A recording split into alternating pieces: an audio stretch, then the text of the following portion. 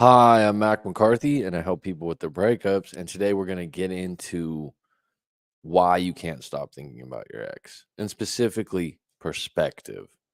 So, a lot of time we're doing, and we don't even know we're doing it, is we have this idea that they did something wrong, we did something wrong.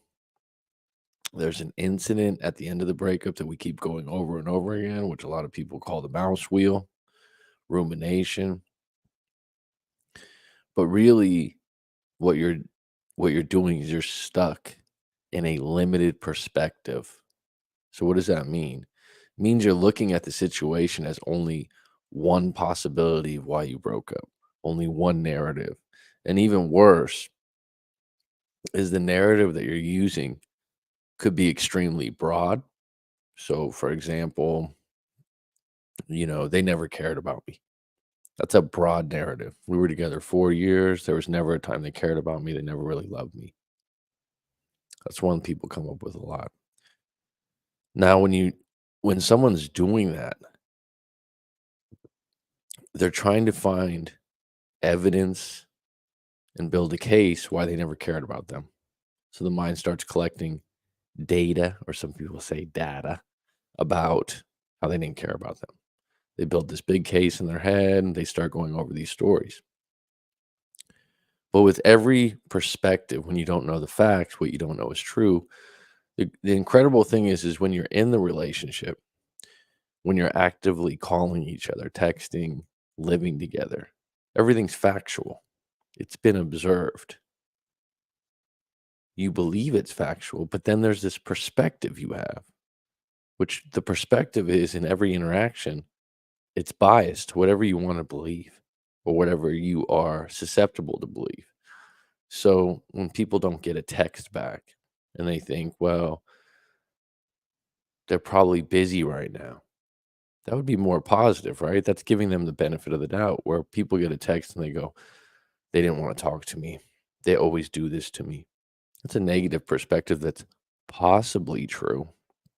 But whenever someone gets into never or always, it's just not true. They're putting extra juice on top of everything, right? They're making it more dramatic. They're making it more worse. So, perspective. Your perspective, your idea of what's going on, and ideas aren't true. They're creative things that you make up that can be true. But really it's where you're seeing things. So, for example, a client of mine recently sent me a message about someone that didn't text them back and left them on red. And this individual's done this multiple times. And he goes, well, I know she just doesn't want to talk to me. But really, there's a bunch of other things that could be going on. She could be ill that day. She could not want to talk to you because she's got a deadline on a project at work. She could not want to talk to you because her dog died. All right, those are all possibilities. Those are perspectives. The positive person looks at the perspectives like, maybe they're just busy today. I'll get back to it later. Maybe touch base later on. The negative one is just to assume that they don't like you or it's personal, which is possible. They're all possible perspectives. Number two, you aren't looking at the bad moments. So this is a big one. Post breakup, you have all these things come up and you go, oh, we were so great together. They were so great. We did all these great things. Make a list of the bad moments. Make a list of the bad problems and put them next to the good problems and the good moments. And the interesting thing is once you dial in on your brain and you ask it a question, it usually has answers. Once you give it a topic, it usually has some answers. And there's certain things we know more about based on our experiences. Once you break up, the obvious thing is you know a lot about this person. You've been together 3 years, you know them, but you don't know them as your ex. You don't know them as a single person. You don't know them outside of being with you. So your perspective is jaded now, right? Number 3, you aren't looking at the lessons. So a lot of times when you break up, you think of all the pain and the hurt and the things you did wrong, the obvious things you did wrong. Oh, I could have said this differently, especially with YouTube now. There's so many ways you could have communicated better or said the right thing at the right time or texted the right text. I get it, right? Hindsight 2020, you're a genius. Should have bought the Bitcoin. Now, the only way you get lessons in life is you burn your hand on the stove and then you go, I don't touch the stove again. Someone could tell you the stove burns you, but it's not the same as getting burned. It's a much, much more valuable lesson when there's some kind of pain, hurt, or consequence. That's why we have tickets. Someone's speeding, they get pissed off. They're like, can't believe this cop. I was going 20 miles over the speed limit. It's ridiculous. There's no cars on the road. If everyone was speeding, we'd have a lot more bad accidents. It's in there for a reason, right? There needs to be consequences to things. When you're in a breakup, there's no laws or rules that are defined with a clear-cut consequence. That's what marriage does. It's like, all right, we have this divorce thing. All right, we've developed some assets together. We have a house, we have cars, we have kids. We have a reason to stay together. We also have consequences when we break up that are higher. When you're in a regular relationship or boyfriend girlfriend relationship, generally you don't share as many assets. Maybe a dog, which isn't an asset unless you're making money from it, or maybe a rental apartment, which isn't an asset. It's a liability. So you can go on and on. When you're in a relationship and you're acting faulty or they're acting faulty or they're doing things to hurt you or you're doing things to hurt them, if the relationship continues, you really won't change those things because there's no consequence. So the guy that cheats on his girlfriend and the girlfriend keeps forgiving him or saying, well, my father did it. I know that this is what men do, so I'm just going to deal with it. The guy's going to keep doing it because there's no consequences to it. It doesn't seem that important to her, even though she might cry one day or 2 days. Another example, if you have an individual that's doing a lot of drugs or alcohol, dare I say addicts, and if you're going to stay with them, you're an enabler. There's a term for it. Well, the enabler archetype for alcoholics applies to other things too. You can enable someone to cheat on you by just being okay with it, by just accepting their apologies repeatedly. You could be okay with the fact that your partner makes no money, is a deadbeat, and lives off you. As long as you're accepting it, you're still together, there's no consequence. So when you break up,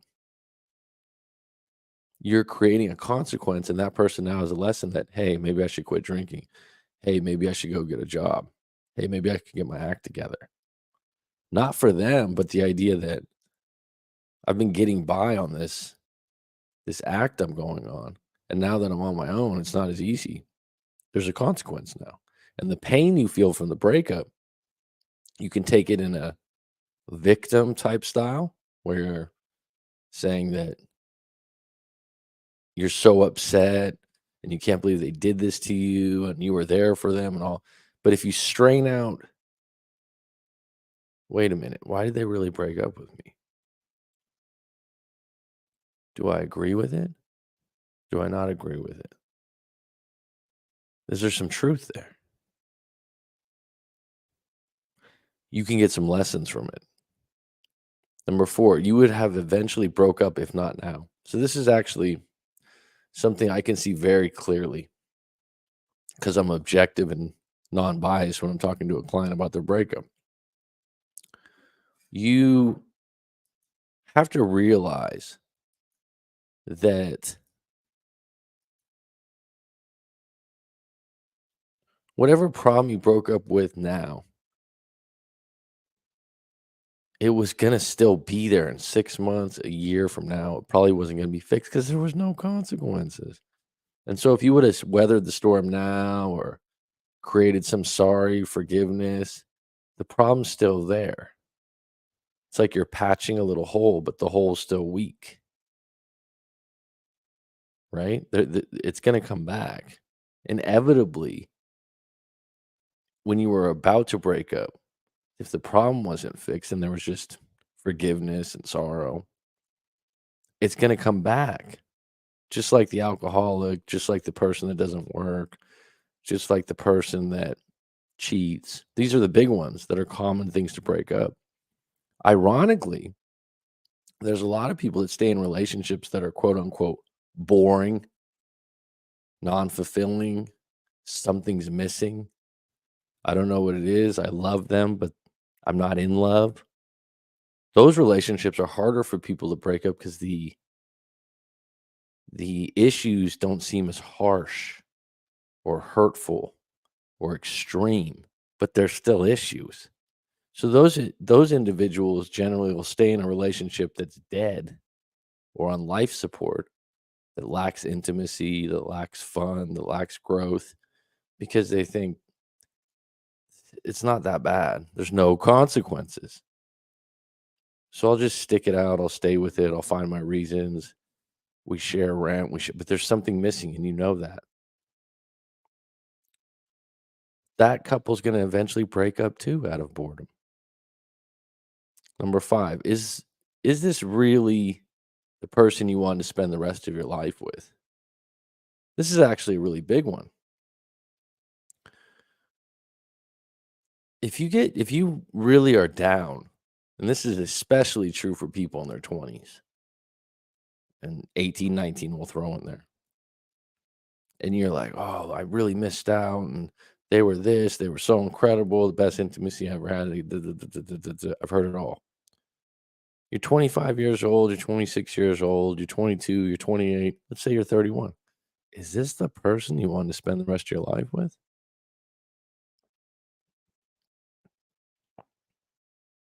It's a good question because, oh, I don't know. Well, then you were gonna break up anyways, right? You didn't even have marriage on deck or kids or anything like that. Oftentimes, someone that gets married at 25, they have a moment. I've had friends like this. And they're like, for 2 weeks, I was depressed because I thought to myself, "Did I make the right choice? Is this gonna be the person that I did death do us part for the rest of my life?" It's a big thing. That's perspective. Was I gonna marry this person? I remember my first bad breakup thinking later on, "Did I wanna marry her? Did I wanna have kids with her?" And that was certainly on the table. We were together for a good amount of time and had a good relationship. I didn't want that at that time with that person. That's perspective. Now, if you can get that through your mind, the reality is you were gonna break up later, right? You didn't see them in your life for the rest of your life. But now in the moment, you're like, "Oh, I just miss them. I could have done this differently. I'm lonely. I'm this." But if someone came back to you and were like, "Look, they'll take you back." I'm sure this is a condition some people have in relationships, but you're gonna have to get married. You'll be with them for the rest of your life. Could you do that? You'd probably go, Well, if that's the, can we just get back together and see what happens?" No, you gotta get married and be with each other for the rest of your life.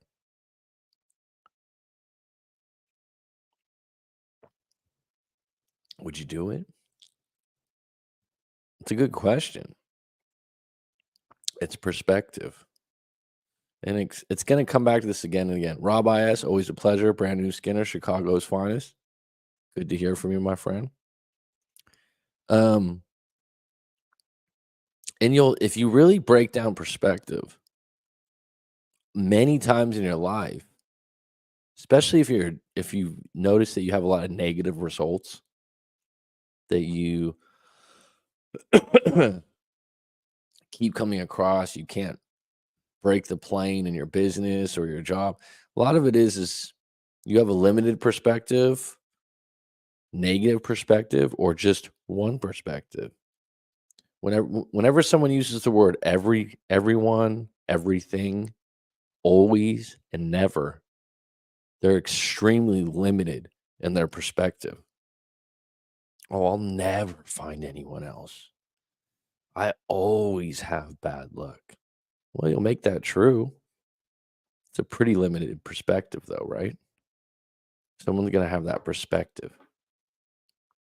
I do have a story on deck. I'm gonna get a little deeper with this today, with the perspective thing. And not everyone has it in their relationships, but what I like to tell people sometimes when you're in a limited perspective or I call it the sink's clogged, and literally your body has energy running through it, right? And you'll notice when you're off that it's clogged and you're just stuck on something. You're going over the same thing and you don't see any other option.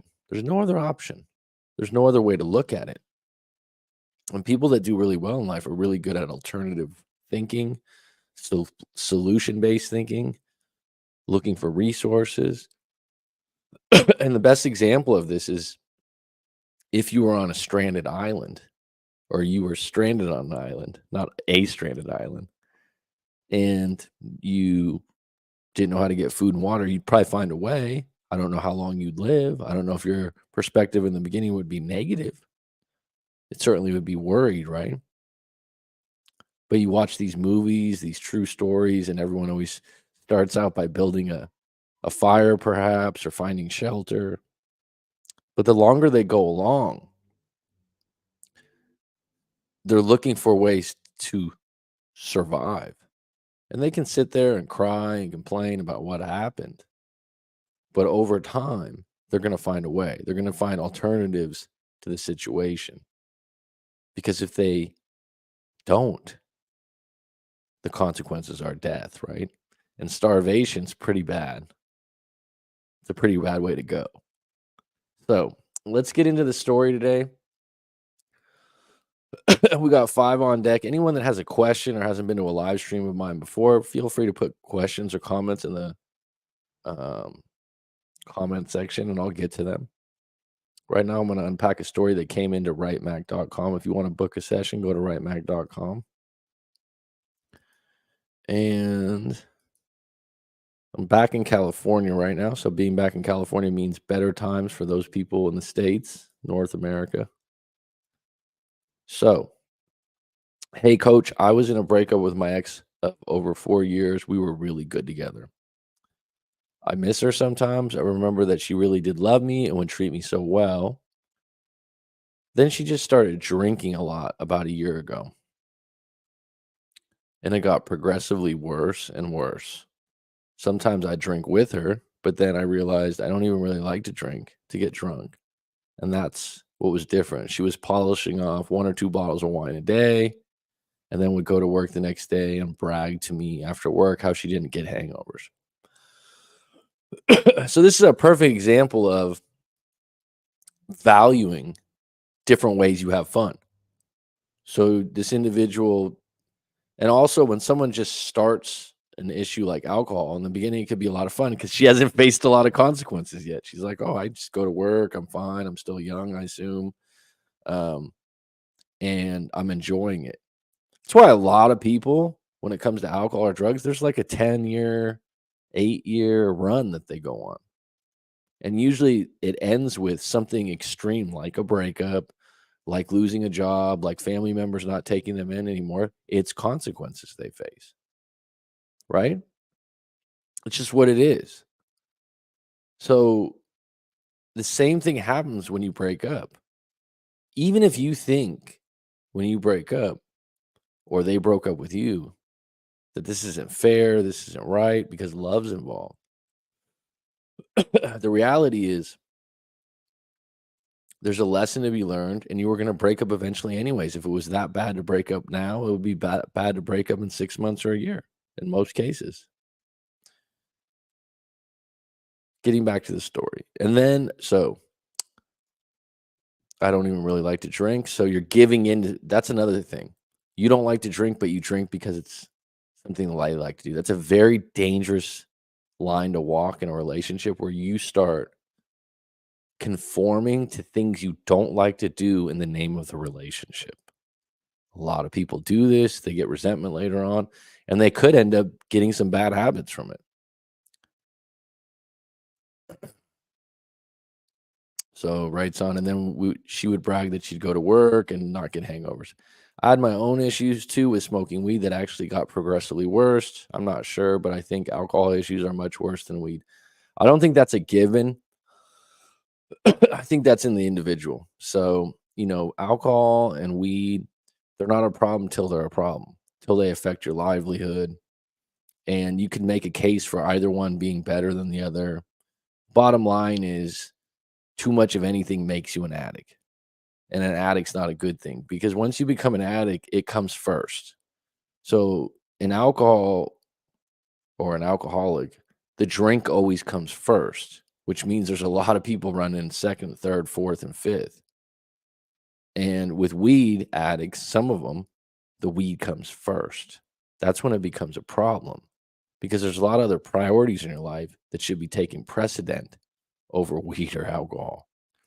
Plus, weed is all natural. That being said, I could be lazy at times. And after the breakup, I just quit cold turkey, knowing the weed didn't go well with heartbreak. Well, that was a consequence that led you to quit smoking weed.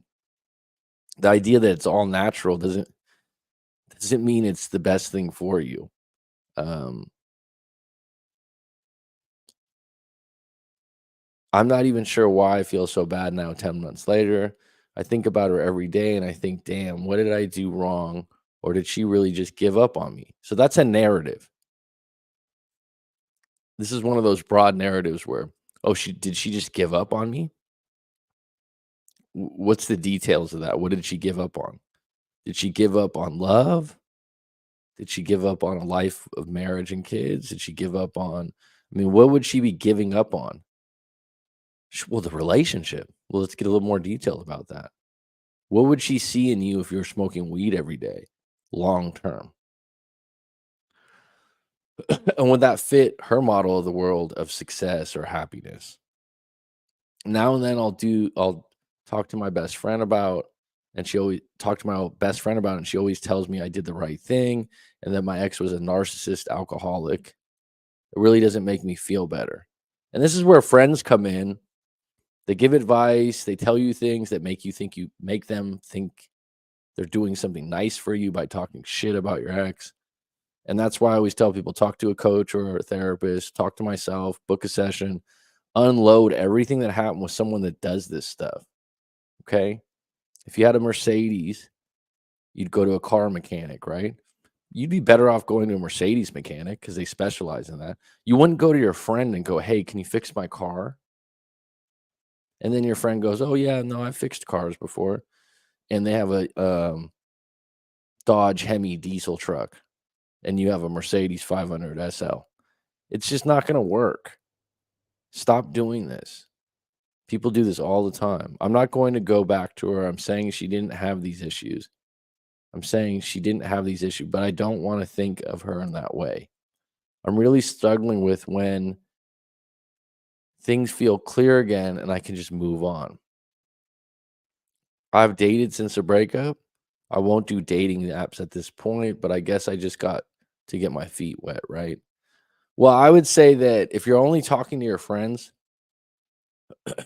book a session with a therapist or a coach, book a session with myself, and let's get a little deeper on your perspective right now. Also, I would add, what have you improved since the breakup, and where are your trigger points where you just keep thinking about this over and over again? Because it sounds like if she was drinking 1 or 2 bottles of wine a day, she's not a woman to chase, and it's not something you partake in. Now, if you were like, "Oh, yeah, we're both winos, we drink all the time," and maybe you guys could vibe on that. Wouldn't be a healthy relationship probably, but that's one of your number 1 reasons right there. As far as getting your feet wet on dating apps, I would say do some therapy first. Unload what's going on and don't just talk to your friend that's like, "Oh, they're a narcissistic alcoholic." You're right, that doesn't just help the situation. That's just name calling.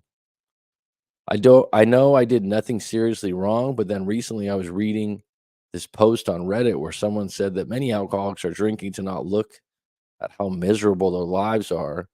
And then someone in the comments chimed in and said they used to have a drinking problem. They later realized that they were using alcohol as a way to disassociate from their husband because the relationship was so boring that they didn't have the courage to break up.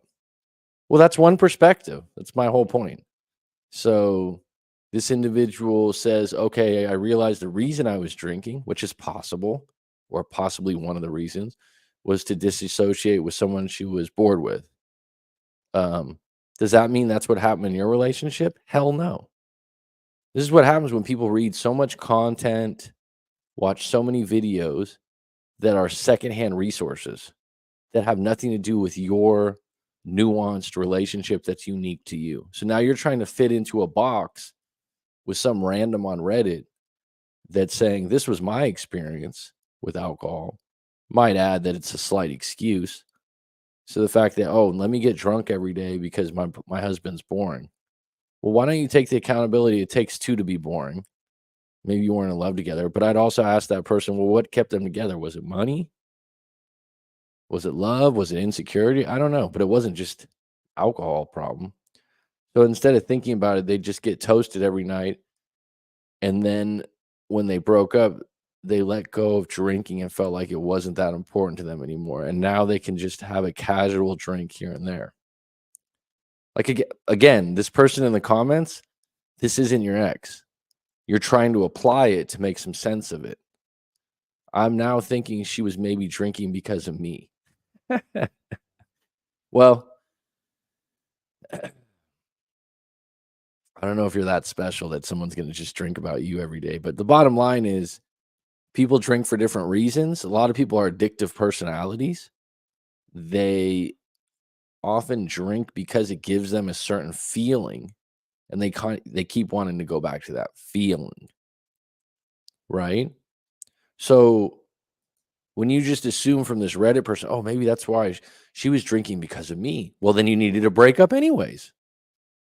If she wasn't happy and her reasons for drinking was because she was bored in the relationship, it's a possibility. It's one perspective. Do I think it's right? Probably not. I would have to talk to you about your relationship. That being said, then you shouldn't be in that relationship. If someone has to drink to be with you, even if they say it's because of you, it's really because of them. They find some kind of value in that. And what they did is every time they drink, initially, drinking gives you a feeling, whether that's happy and whether that gets you away from your problems and the level of drinking. But at the end of the day, that's her individual choice. It's not just because you said, hey, I want you to start drinking. If you were able and had that authority power over her to tell her to drink, if you had that power to say, hey, start drinking and it'll make you not think about me, then maybe you can take the blame for that. But right now, what you're trying to do is associate yourself with some random on Reddit and try to get an answer. Like maybe this could be the reason. Could be, probably not. Is this really helping you? Not really. And she mentioned how bored she was with being in a relationship as she just went out to eat and watch Netflix. So you're talking about the person in Reddit, just to get back to this. So instead of thinking about her boyfriend, she just get toasted every night, she writes in the comments. I'm now thinking she was maybe drinking because of me. And she mentioned how bored she was with being in a relationship as we just went out to eat and watched a lot of Netflix. Bottom line, a lot of people get caught in a relationship where they just go out to eat and they just watch Netflix. It's very common. They kind of just stream into it. And now I look back and wish we did more together, more active things, then maybe she wouldn't have drank so much. Is that possible? Yes. But you were also smoking weed, which goes really good with eating and watching Netflix, right? You're not as active. I've smoked weed off and on for years, not in a way that was highly addictive or something I would do during work. But I would say that eating and watching Netflix goes well with it, right? So the idea that you have a story now, you have a possibility, right? You've come up with from Reddit and you're like, could this be true? Yeah, but you're 10 months out of the breakup and it doesn't fucking matter anymore. The reality is you got you looking in the mirror You got you that had a weed issue that's quit since the breakup because weed didn't go well with heartbreak, as you said, which I would agree. So you've made one improvement. And then also, now you're just looking for where it all went wrong. You're never going to get the factual answer from her. You guys could have a heart to heart in a year or 2 years, in a month, in a week. You go, "This is why I really broke up with you." And he still might not believe her because you have your own perspective because you read some post on Reddit. I also feel like I'm missing some steps in moving on. At 10 months, I'm way behind here. I can't understand why I still dream about her and why I just find myself addicted to thinking of her. And what could have been if I wasn't so boring. So now you're convinced that it was all your fault and that you were boring. Possibly true. What's gonna make you more exciting now? I don't know. Bottom line is book a session with myself. Let's comb through it for about 2 hours and see where you're stuck. See where the sink's clogged. That's the first step. You're taking a lot of accountability, which is a good thing, but you're also not looking at maybe some of the issues you had with her, which you mentioned early on. She's drinking a bottle or 2 bottles of wine a day, and you're somehow taking the blame for that. You didn't force feed her the drinks. You don't like drinking. I would say there's a large proportion of men out there that don't find it highly attractive for their girlfriend, wife, partner to drink every night at a level of 1 to 2 bottles of wine. So she was doing some wrong shit too, right? Now, I've read Corey Wayne's book 10 times and I know what I'd do differently. I feel like I got that info too late. Corey Wayne has a great book. There's a lot of things to follow. It's extremely simplistic. It's more about dating. I would say there's some relationship basics there, but I don't think there's a part in the book about how to deal with an alcoholic. Correct me if I'm wrong. And if you don't even think like, well, she wasn't really an alcoholic. She's drinking every night, bottle or two of wine. She's an alcoholic. Okay. Classified. That book does a lot of good things about man and woman, feminine, masculine, but there's nothing in there that he's like, if you're dating an alcoholic, do this, this, and this, right? That's the part you're missing. You're somehow, in your perspective right now, erasing that was an issue and just going, well, if I read this book first, then everything would have went right. Not really. That book's more about attraction, getting dates, sustaining attraction. It's not about dealing with someone that's an alcoholic or dealing with your weed problem. What's your take if I wanted to reach out to this ex? I wouldn't do it. You're not ready. It's been too long with 10 months, and the problems probably aren't fixed.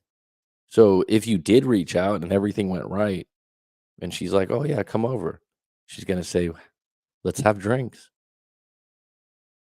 right?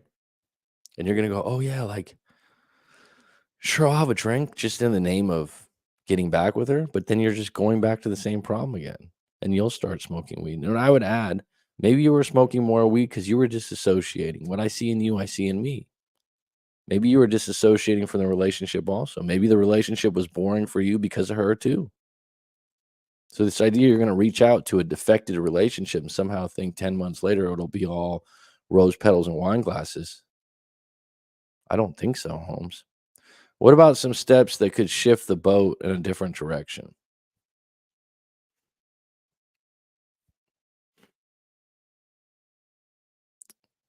We'd have to talk about that in a live coaching session. I need to get to know you a little bit better, more directly. Number one, I'd say stop reading Reddit. Corey Wayne's book's good for dating. I think you're applying it more to repairing a defective relationship, right? Sometimes you have to think too. Just because you're in pain, just because you're upset and you miss the individual, doesn't mean that the breakup wasn't a good thing. Doesn't mean that that relationship needed to end.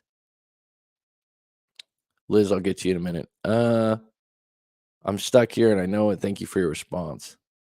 Book a live coaching session, my friend. We'll get a little deeper into it. Okay.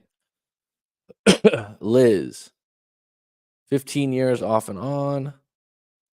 He is like the only person I see, but he moves onto a new person. And then when it doesn't work, he comes back. But for me, I'm just working on me and working.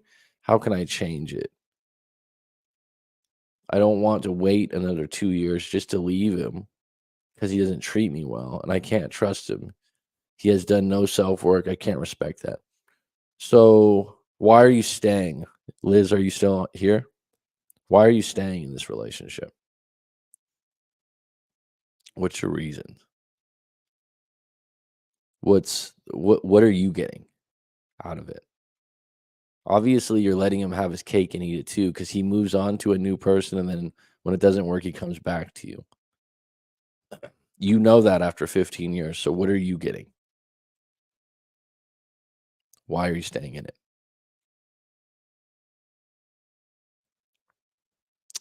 A lot of times, just writing that out makes you realize that pattern isn't good, and you've actually divulged something that you probably haven't divulged completely to friends and family.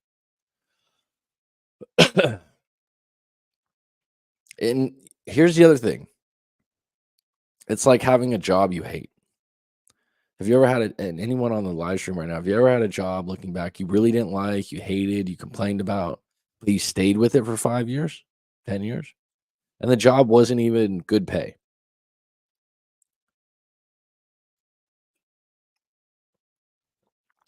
Why would you stay in that job?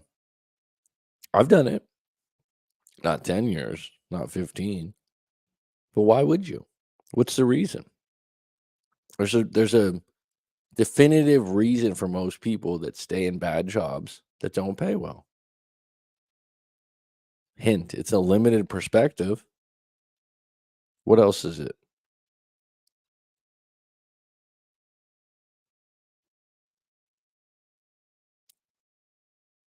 It's comfortable. It's predictable. You know how to do the job. You know where you're gonna get yelled at, you know where you're gonna get reprimanded, you know where you're gonna get rewarded, and there's value in that. And if you're in a relationship for 15 years and you're like, "These bad things keep happening," well, you keep accepting them. You're not willing to put yourself out into a new relationship or be single outside this relationship because that wouldn't be comfortable. Never is. Being single after a 15-year relationship that's not even a good relationship is still uncomfortable because now you have to meet other people with other outlooks. And you'd have a lot of trouble once you become single trusting people because for 15 years in relationships, you don't trust people. That's what you need to get some therapy or some coaching and get out of this. And if you don't want to wait another 2 years, why are you letting someone treat you bad? And you end it with, "He has done no self-work, so I can't respect that."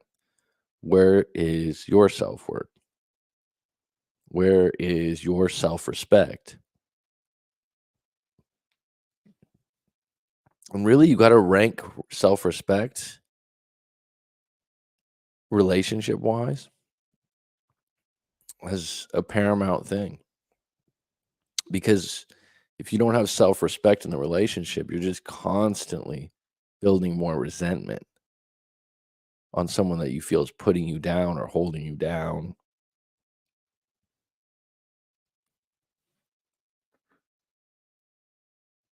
So we got Paltry Flowers, Roller Girl, Brand New Skinner.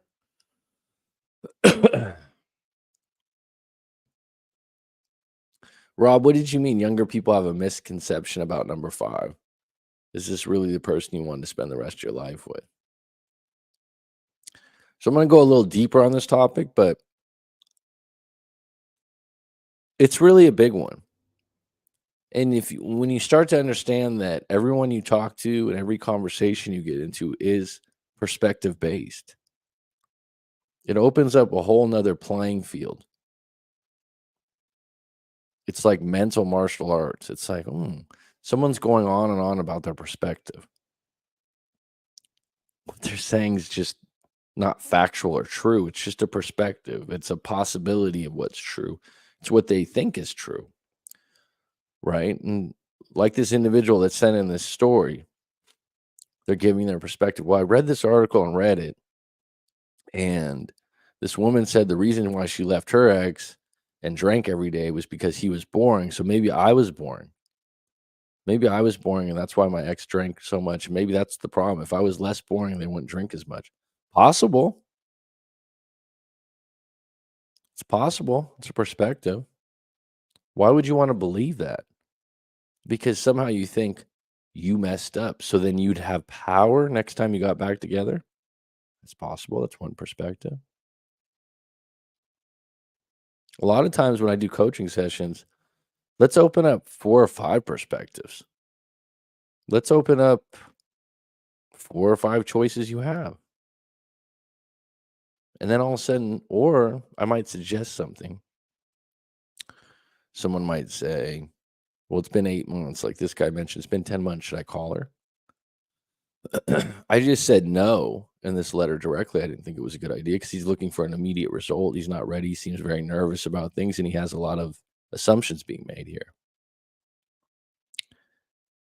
But sometimes in a live session, if someone's going on and about it, I'll say, all right, you can call them. What's your intention? Oh, I don't know what my intention is, or well, just to maybe like talk and maybe work things out. Okay, what do you think the possibilities of that intention are? So then you unpack it step by step.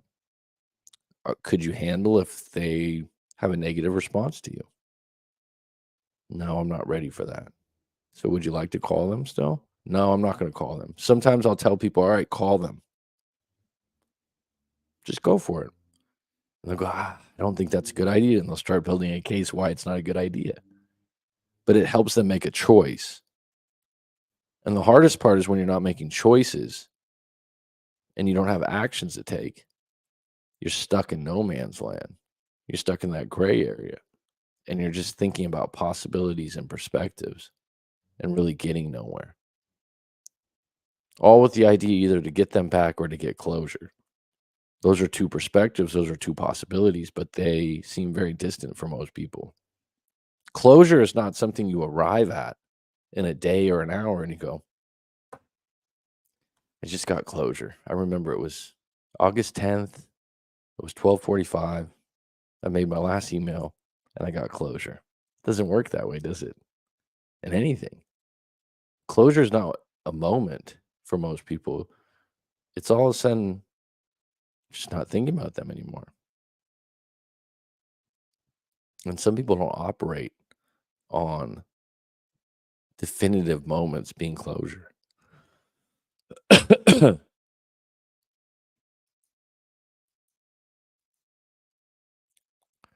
let me break down a few more things on how do we shift our perspective after a breakup. Number one, what perspective are you taking now? She'll never come back. She never really cared about me. I think she's talking to someone else because I saw her in a photo on IG. So what you want to do, and what I do in a lot of coaching sessions, especially with hypnosis, is plant new seeds. So think about this for a minute. Okay, Liz. If you want to, you can call in on audio only and we can go through your breakup. I can send you a link.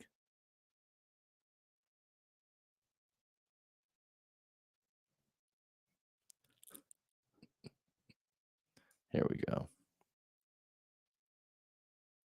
I feel like I've seen you before, Liz. Have you come on this channel before? If you're bold enough, you don't have to show your video.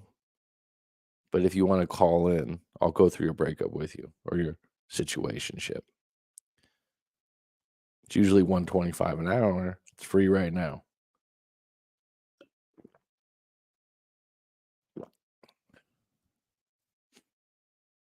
Now,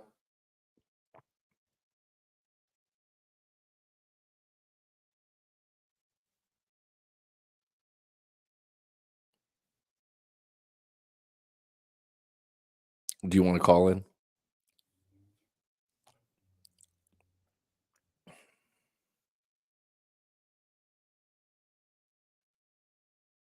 I never.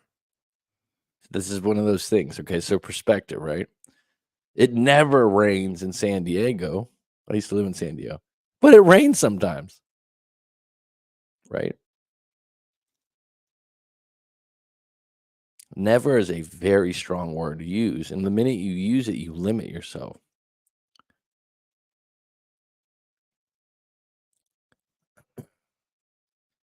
I would add, there's some questions I gotta ask you if you want me to give you a response on this and help you out with it.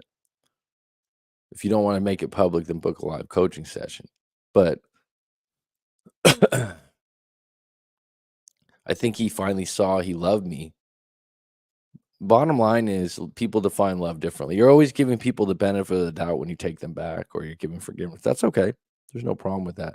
If you're making the same mistake over and over again, well, that's insanity, right? So there's something you're scared of, but I would venture to say people that usually men or women, women included, men more often, people have heard me say this repeatedly, and some may agree or disagree. That's a perspective. Um, I would bet that you're highly attracted to them physically, or in some ways attracted to them persona wise or whatever it is, but you're highly attracted to this individual where you want to keep coming back to them. It's not just pure manipulation. And there's a lot of power in attraction because if you find an individual highly attractive, especially physically attractive, uh, that's status for the individual. So there's a trade-off, especially for men. If they're with a really hot woman or a hot woman in their eyes, it's highly attractive. When they walk around or they go to dinner or they present themselves at a Christmas party, they feel good. This is my girl. This is my girlfriend. She looks great.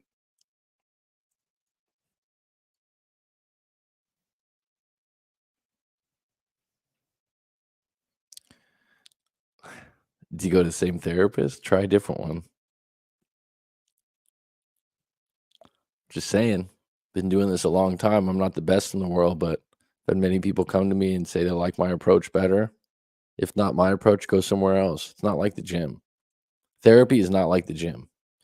I should say I will take that back. Let's change it. Let's change the perspective, Liz. Let's say there's 10 gyms in your area, okay? And you choose one. And let's just say you're the research type and you go visit 5 of them, you check the prices, and you go, I'm gonna take LA Fitness Gym. Mark Bennett, how you doing, bud? Happy birthday. Where wisdom meets youth. Good to hear from you, bud. So let me go into this because this is going to be an interesting thing. I've been doing this for 6 years now. Started out just coaching and being there for people during breakups. Now it's evolved to I do hypnotherapy. I do something called EFT, which is meridian points tapping. A lot of my clients that have come to me for breakups um, have come back to me for once a week, once a month, or when they have a problem, they've lost a loved one, etc. And it's about rapport, it's about advice, it's about different things. And they'll say, "Oh, I talked to someone else before, but I like you better." Now, I'm grandstanding a little bit here. Okay. That being said, there's some people that came to me for coaching and I haven't heard from them again. And maybe we didn't vibe well, or maybe they didn't like it. Now, here's the thing a lot of times you're selective about a lot of things in your life, like the gym, I'd say. So you went and maybe studied this one has this price, this one's closer to home. I like the staff at this one, I like the equipment at this one. You with me? And you chose one. And then you went there, and maybe after a month you go, wow, the bathrooms aren't clean and it's too crowded. So I'm gonna go to a different one. A lot of times, sometimes people go to therapy and they're like, yeah, I like it, it's okay, but they're just not really getting results. They're not shifting. It's just comforting. And I would say if things aren't shifting and you have the ability to pay for it, go to someone different or try a different approach. Like hypnotherapy, hypnosis A lot of people are scared shitless of it. They have some kind of fucking movie they watched or, "Oh, I know what that is, MI6," or some stupid shit like that. It's been used since the beginning of time. It's basically a combination of going into a meditative state and dealing with your problems from a more calm level. And then there's variations of it. I've done it with hundreds of people, not thousands, but hundreds. I've never had someone go, "Oh my god, I think my mind was controlled." It's a different perspective. It's a different way of doing things. So the fact that you're doing the things you're supposed to be doing, but they're not working, just like if the gym wasn't working. For example, I'm going a little deep on this, Liz, but stay with me. I like exercise. I like the gym. If I have to go by myself, I'm just the type of person I don't have a routine or I don't write out a plan. If I go with a friend like Mark Bennett over here and he's way into the gym and he's researched all these things, I'm like, "Mark, let's go and just tell me what to do, dude, and we'll do it together." And I'll be talking the whole time and it'll be a social situation for me. But I won't be complaining about what to do. So I like having a gym partner, friend, or I like having a personal trainer. Personal trainer's more expensive, but for me, I'll do it. Now, if you just tell me, like, just go to the gym, I'll kind of go to the gym. Now, in terms of therapy, if I would just went to someone and talked about it, I'll sit there and talk to you for hours. I love to talk. I'll even turn it around about, well, what about your problems? Because that's who I am. I like helping other people with theirs. So I have to be very selective when I talk to someone about my therapy if it's actually making progress. So be selective about that if it's not wor, "Oh, I go to therapy already." How's it working? Just like if you went to the gym and you were 600 pounds, you're like, "I haven't lost a pound yet." Better change your routine, change the gym you're going to.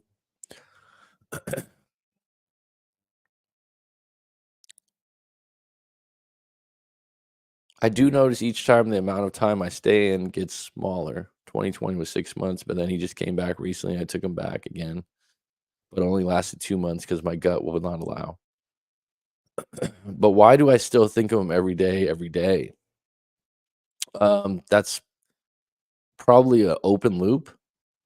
So you're trying to figure out a cliffhanger at the end of a series. Something doesn't add up. He's giving you love and attention, then he takes it away. And then your thought, wow, I really like the way things are going. I don't get it. I missed something here. So your mind stays stuck on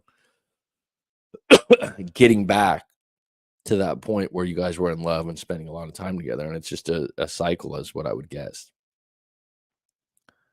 I've changed so much, I've grown so much, but why is my self-worth still so bad that I take him back? I work out, I go to therapy, I try to be a good friend and mom to my adult children.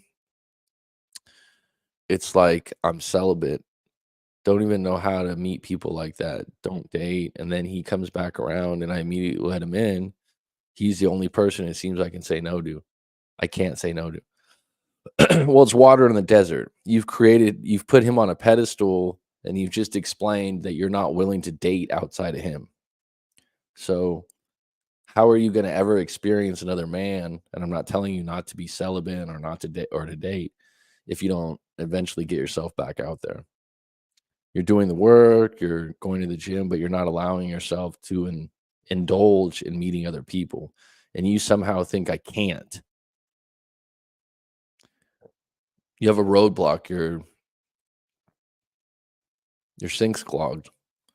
And the therapy that you're doing doesn't sound like it's working and unclogging that. It probably makes you feel better, but you probably need to go into, you know, if we were going to do hypnosis or I was going to talk to you, like I said, you can come on right now. I'd have to ask you some questions to get to the bottom of that. And that's what's hard. Like sometimes people come, well, I have this question, I have that. I would have to know more about the situation. If I had to guess, there's something from your childhood or when you were a teen about your first relationship or your parents' relationship, that's what I would call a gatekeeper. And a gatekeeper means it's a narrative or a story that happened to you. Let's say, for example, um, you had a father that was very similar to this man in that he was in and out of the relationship with your mom, or your parents got divorced, or something that's being tripped up here. And you might think the approach would be like, oh, we'll just talk about your childhood. You want to integrate what happened to you, not erase it. You don't want to run from it. You just want to see it from a perspective as an adult now.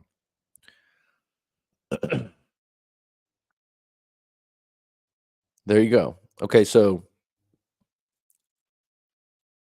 now we're getting somewhere. Mark Bennett says, is Liz ex at her gym or an exercise outlet to help manage the thoughts of her ex? If an outlet, it's incredibly helpful. But like Max says, there's different exercise options from walks to weights. Exactly. Thanks, Mark. Yeah, I have a morning routine that includes gym 4 or 5 days a week. My daughter and I go, and it isn't I'm not willing, but I just don't like people. It's like all they want is sex. Okay, so that's a perspective. When you say people, you see potential partners or dating.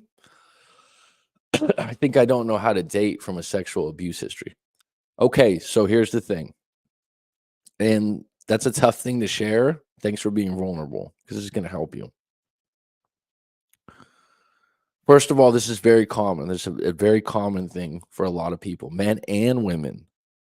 Doing the work I've done over the years, I can't tell you how many times people bring up something like this and just think maybe that's it. Usually, like when you say I think, I read this book a while ago and I can't remember what it was, but the guy was a doctor and he believed in the subconscious mind having a lot of answers. Ozzy 411, always a pleasure.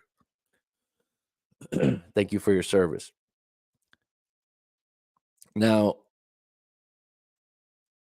going back to Liz, this this doctor used to say when people would come in and they'd have back problems. Oh, I don't know. They go, if you had to guess, what do you think it is? If I had to guess, maybe it was when I was taking the lawnmower out of the shed and I had to move a lot of stuff. Their subconscious mind just came up with an answer that's probably correct because they weren't thinking, oh, is this right or wrong, or I don't think it's that. Excuse me for a minute.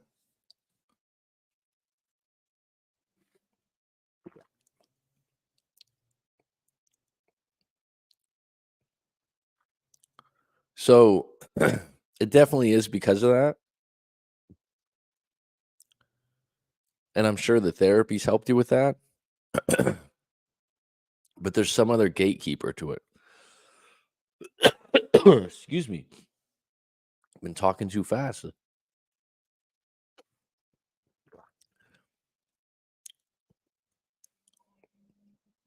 But if you have this block up that everyone wants sex, which you know is not true, right? That's just a perspective that you're locked in on. It's just the same as let me break this down in a different way.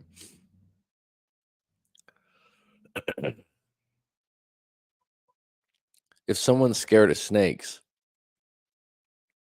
it's a thing that a lot of human beings are scared of.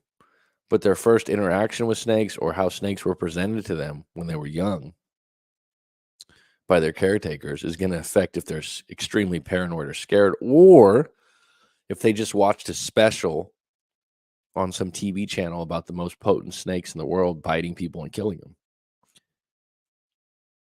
That deep fear for snakes was built when they were 5 years old, 6 years old, or whenever that narrative entered. And then when you get back to the narrative that you're stuck on, you don't need to change it or say it didn't happen. You just got to look at it a little different. And these kinds of things take a little bit of time.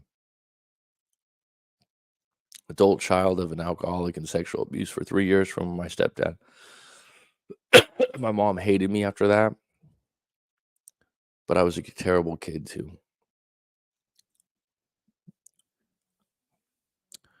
I would come on anytime, appreciate your perspective.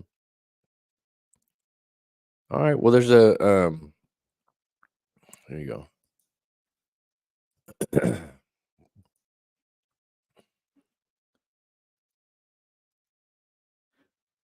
You just all you have to do, Liz, is hit that link, and it'll put you on the back, and then I can bring you on. And like I said, if you wanted to, um, do audio only, so you don't have to show your picture, a lot of people are a little bit shy about that. We can do that. If you want to do video, you can do that too. Man, excuse me.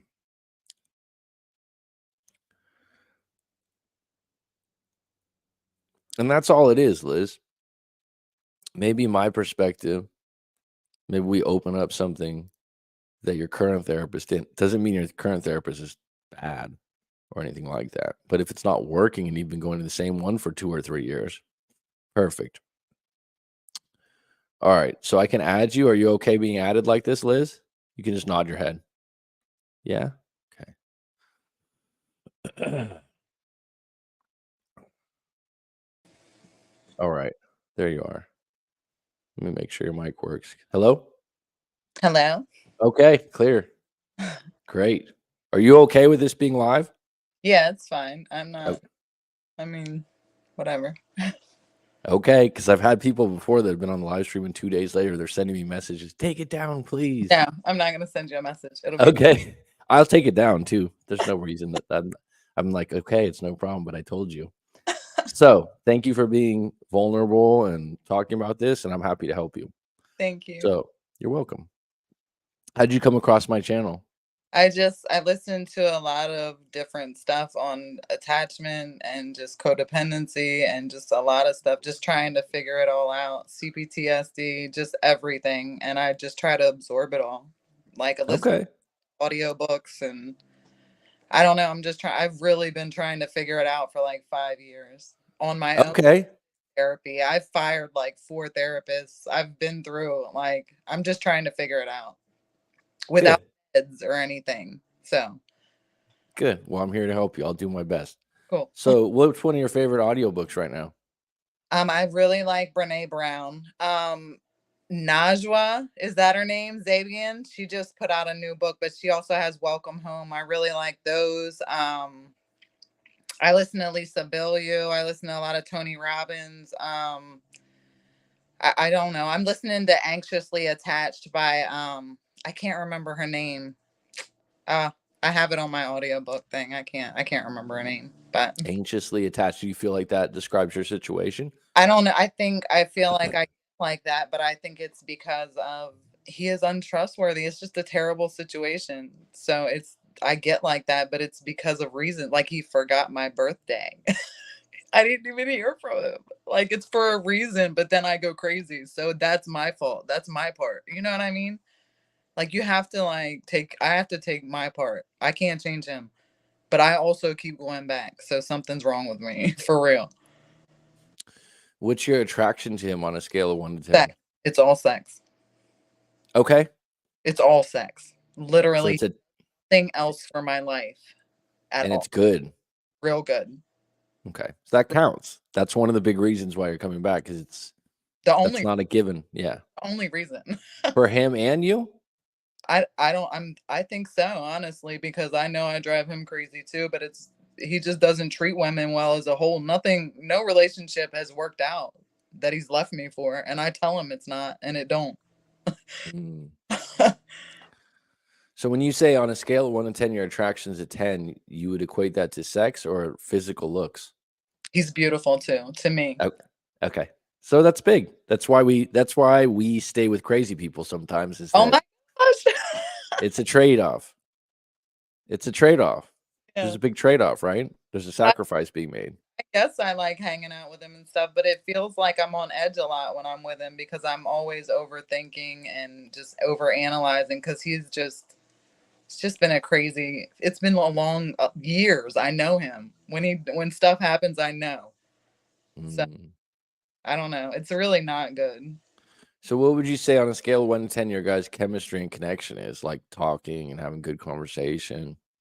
Good conversation, not good, because if I try to talk about anything like connection wise, he goes cold, or it's an argument, or he sees a different perspective. He wants a poly relationship. He believes I should just do pedicures for him and cook for him and him forget my birthday. He thinks that's fine. And you don't agree. So why are you staying in a relationship like so you'd say the I, connection's like a 0 or a 5? and I'm like isolated after that. Like I've been promoted in my job. I go to the gym. I'm friendly to people. But I just don't like, I don't go to bars and stuff like that. Like I don't know, I'm home a lot. I'm with my me and my daughter hang out. Like it's just, it's not that I don't want to date, but I think about him every day. Even years being apart. We don't have to talk ever. He's blocked now. Complete no contact, and I think about him every day. Mm. Every day.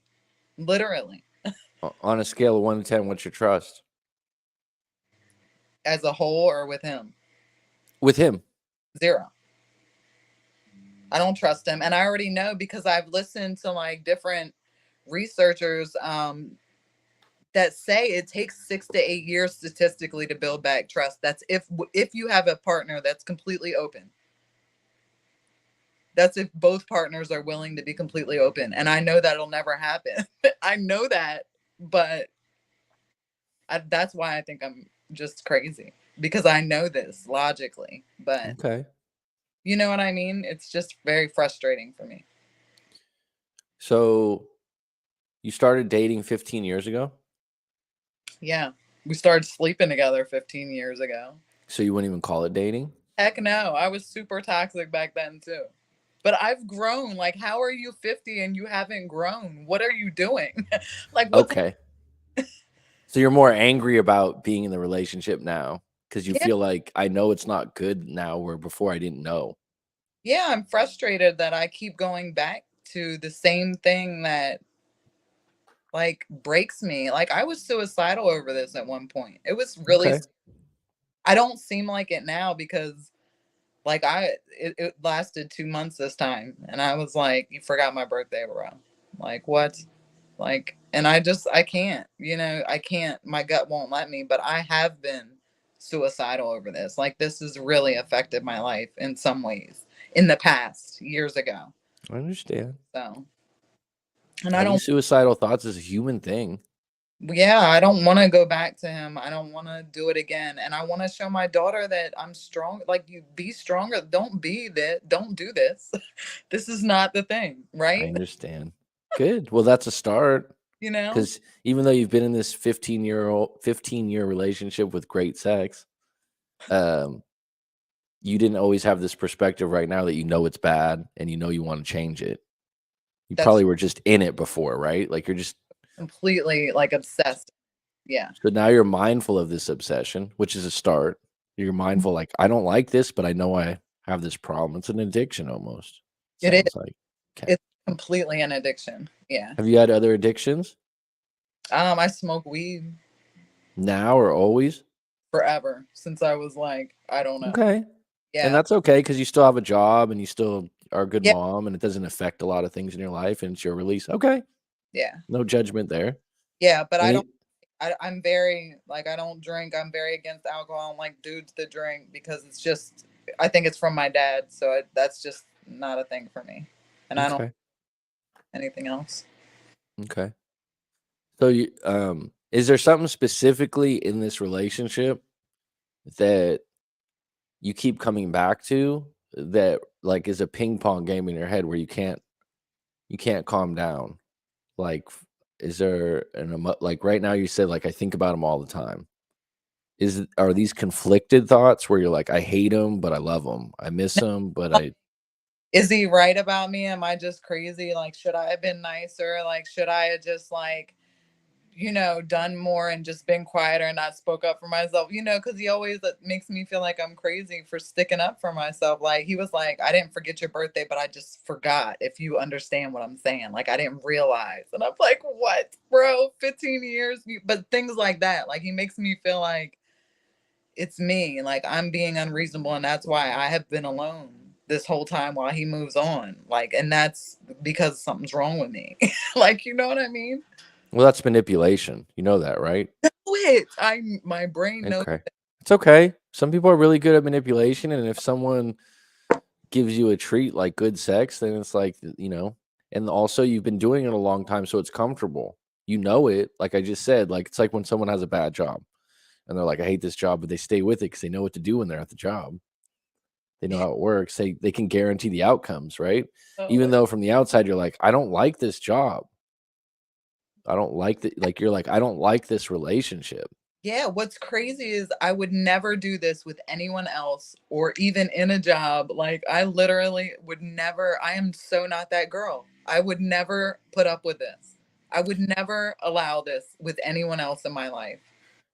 So if you had to guess, why are you putting up with it now? I don't know. I go back and forth. I wonder if it's because I'm like trying to get the validation I didn't get from my mom and my dad. Like, am Sure.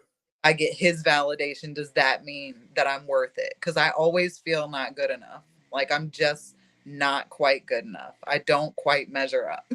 You- What what proves what is proof of validation from him? I don't know. I guess if he just falls in love with me too. Like, I always thought he was my soulmate and he was my like Okay. whatever person or whatever. And I'm like, I don't know. I don't really don't know what it is. I go back and forth wondering what it is. Different things that it could be. It's definitely a trauma bond. It's an addiction, right? I mean, it's obvious, right? So what's the feeling that you get from this? Anxious, worried, Anxious, shame, guilt? sweating right now, shame, guilt, all of it. All of it. What's number 1 if you had to pick one? I think anxious because when I first saw him this past time, I literally had to turn the AC on like my heart was pounding. I've never felt like that in my life. It was my fight or flight telling me to get the hell out of there. Is what it was. Oh, real so you being anxious is go ahead. You need to take care of your dog a minute. No, my dog's barking. It's okay. All right, go ahead. Um so when you get this anxious feeling, the anxiousness is and it if correct me if I'm wrong, so I'm not telling you how you feel. No, You're in a conflicted mind that I should leave, but I want to stay. I don't. I'm like just so nervous to be around him. Like, I guess maybe to do the wrong thing, say the wrong thing. I can't believe he's here. It's been 2 years again. Like, I mean, it's a long time. Like, I literally will block him, and it'll be years. And then something will happen, or I don't know. He'll find me somehow, and I just get so like overwhelmed, so overwhelmed. I'm just like, because he's the only, like, I think about him every day for years. So it's like, I don't know. It's crazy. So when you talk about it right now, do you feel a little anxious? Totally anxious. Okay, good. That's good to get that But emotion up. We're gonna do something with tapping. Have you ever heard of EFT, the tapping technique? yeah, Have you done it? no, because I'm like, that's so weird. Like talking to your inner child. I'm like, what is that? Oh no, no, this is not inner child. I mean, um, I just we'll don't do it. And doing it without feeling stupid. It's like the Mel Robbins high five thing, right? You just don't.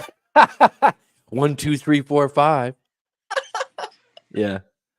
Listen, whatever works for different people. There's no, you But I know. believe in all that stuff. I think I'm just being dumb for real. Oh no, you're not dumb. It's just some things vibe with different people. I would say like, um, it counts like who you're talking to. If you feel rapport, if you feel trust, if you feel like, oh, I'm willing to try this. Where maybe Mel Robbins doesn't vibe with you because she's too woo woo or whatever it is. Like Yeah, we have different people we don't just naturally don't like or yeah, naturally just don't like their tone. So I'm always lucky in the sense that having YouTube, you can kind of see if you like the person before you book a session or do something. And that helps, right? yeah, Rather than when you show up, you're like, I just don't like this person. It's related to something right away. That'll throw you off. right. So the way the tapping works is real simple. And some people it works right away for. Some people say, yeah, it helped. It always will calm you down though. So it's really good when you get anxious. Mhm. I think a lot of therapists, to be honest, don't use it because it's quick and easy. So it takes away from the hourly. And then also it's like I don't know how this works. It's basically meridian points, the same you'd have for acupressure. Mhm. So that when you and I'm gonna do it with you. So there's right with you. So that's another thing I think people like it a little bit better when it's done one on one, where we're interacting, where you certainly can do it on your own. But that's where you'd say like, oh, it feels odd. Maybe it feels uncomfortable to say the things. Right. So, anyways, what we just start with is on a scale of 1 to 10, how anxious are you? Like a 5 because we're not talking about it right now. We're All not right, talking. let's get it up a little bit. What makes you like when you look back at that situation where you had to put the AC on and you were seeing him for the first time in a while? What's going on that you just want to impress him, that you want to please him, that you want to I do just everything right? the fool this time. I just hope it goes right this time because it breaks me.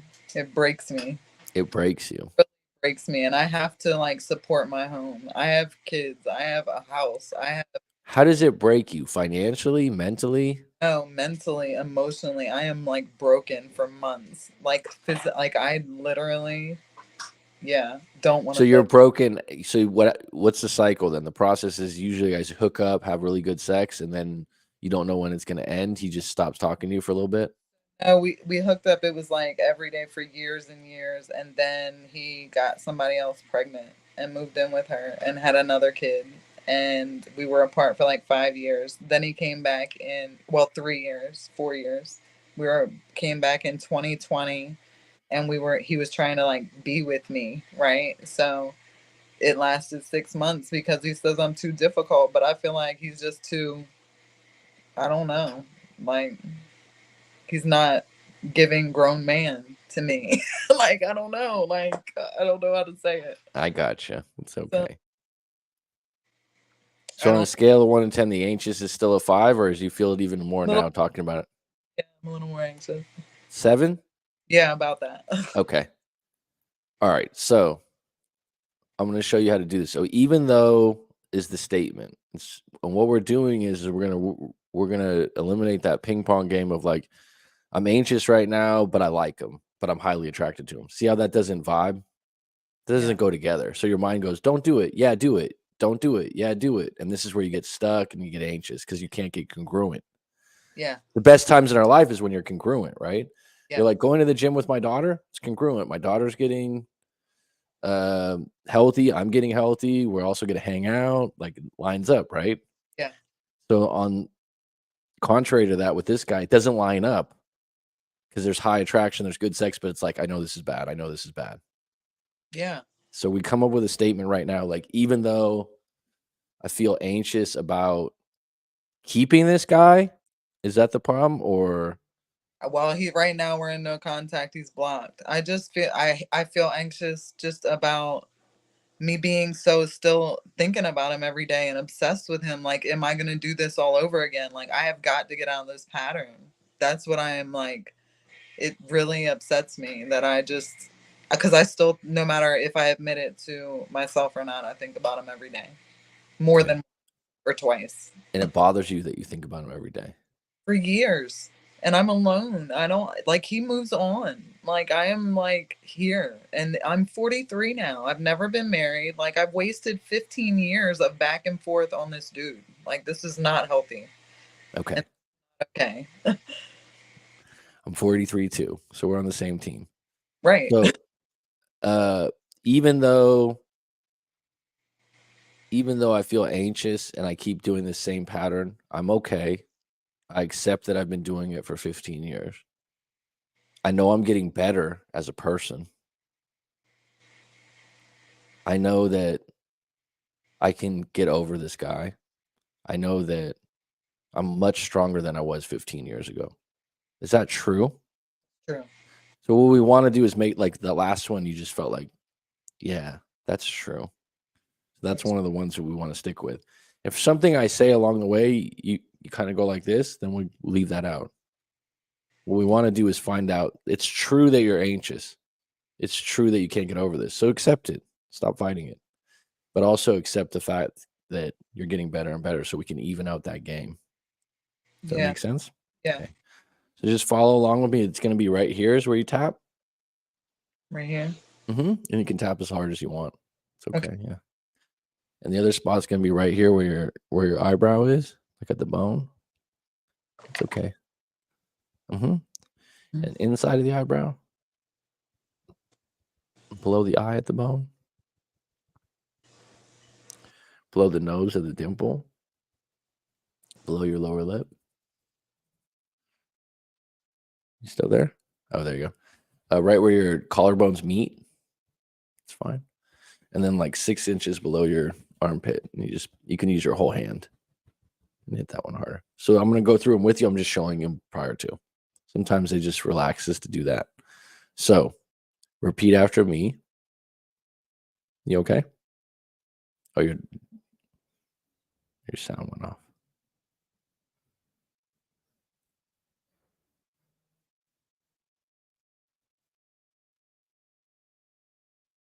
Yeah, your sound's off still.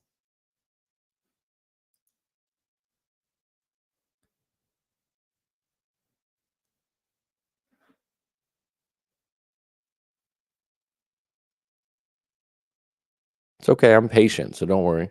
I'm with you. But your sound's off still a little bit. I don't know what happened.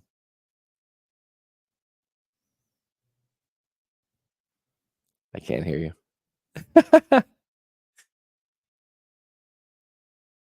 All right, come back on. That's okay. Patience are a virtue. Anyone that has questions about this, let me know. Anyone questions about their relationship or want to make any comments, go ahead and throw them in while we do this. Um, this works really well, though. And Liz, you can come back on using that same StreamYard.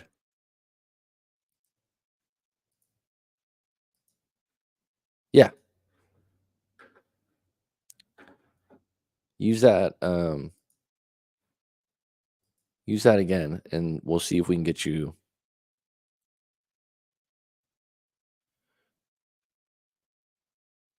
Your ex is also 43, Mark? All right, man. A little maturity on your side. Gotcha, buddy. Go ahead and use that that StreamYard link.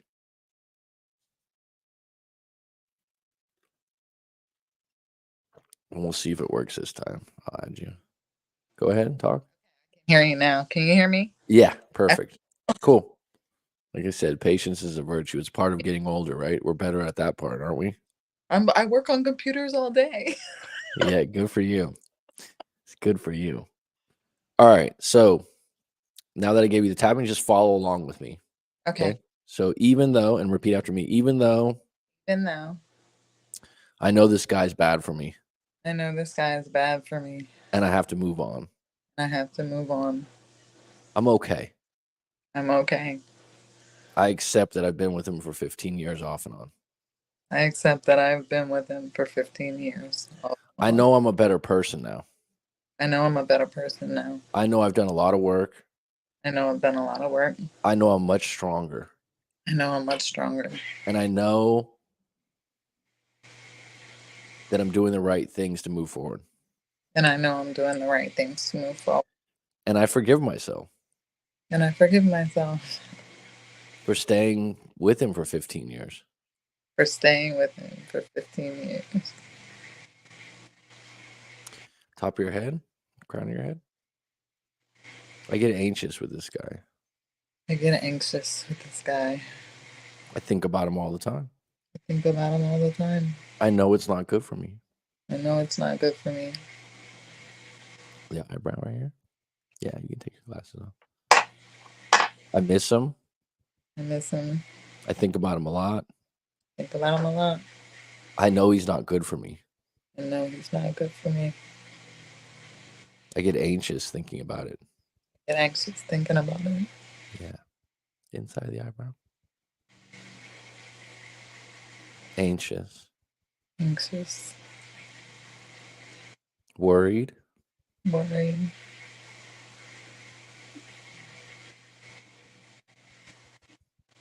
Underneath the eye right here. Now go ahead and say whatever comes to mind about this situation or this man. I just want to trust myself that I can make the right decision Mhm. in the future if he comes back. And I want to not want him to come back. And I want to not think about him. And I don't want him to have this power over me. And I want to be able to love somebody for real in the future instead of being used and taken for granted. And I want to trust that I can make that decision instead of just thinking about if it's good sex because I don't know anything else. Because my childhood, that's, I don't know. Okay, So that's the problem. I want to trust myself to make the decision, to be strong enough because other women are. So good. Right here. Trust myself. trust myself. Find my strength.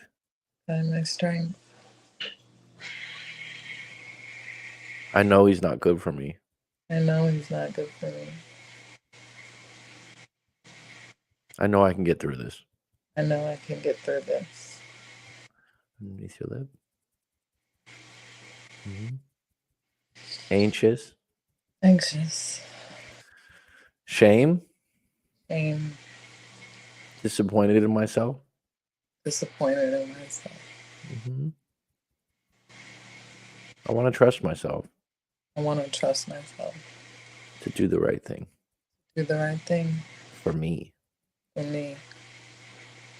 I want to get over him. I want to get over him.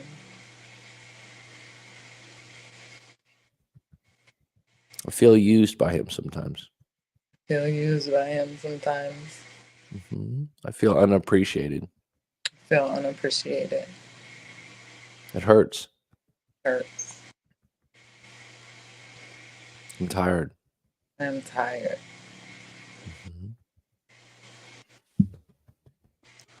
Anxious, tired, shame. Tired. Shamed.